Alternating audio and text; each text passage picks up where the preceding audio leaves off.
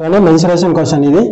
ఒక దీర్ఘచతురస్రం యొక్క పొడవు దాని వెడల్పు కన్నా 3 సెంటీమీటర్లు ఎక్కువ, దాని చుట్టుకొలత 26 సెంటీమీటర్లు అయితే దాని వైశాల్యం ఎంత?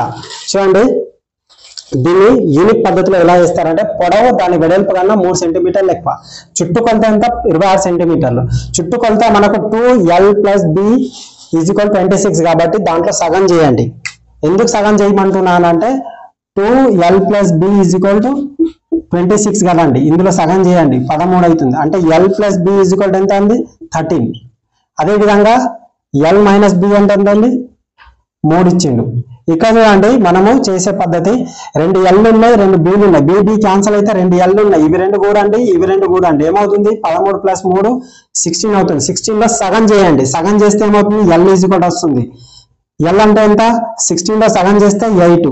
అదే విధంగా ఇక్కడ ఆల్రెడీ l 8 ఉందంటే ఇక్కడ 13 ఉంది, ఇవి రెండు కలిపితే 13, మిగిలింది ఎంత అంటే 5. b = 5 మళ్ళీ చేయొద్దండి, మైనస్ తీసేసి మళ్ళీ సగం చేయకూడదు, ఏమవుతుంది 5 అవుతుంది. మనకు ఏం అడిగిందో వారు వైశాల్యం అడిగింది కాబట్టి l × b = ఏమవుతుంది 8 × 5 = 40. కాబట్టి ఇదే మన ఆన్సర్. అదే విధంగా ఇలా కాకుండా ఇంకో విధంగా కూడా చేయొచ్చండి. మనకేమి ఇచ్చిండు చుట్టుకొలత ఎంత ఇచ్చిండు l + b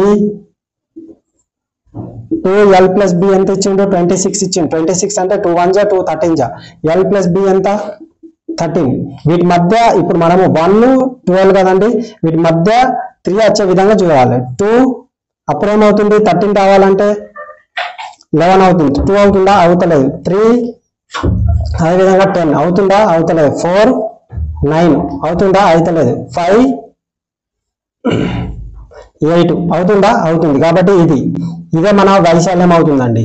చూడండి 5 × 8 40. ఈ విధంగా కూడా చేయొచ్చండి. మన ఛానల్ని సబ్స్క్రైబ్ చేయండి. మోర్ వీడియోస్ కోసం మన ఛానల్ చూడండి.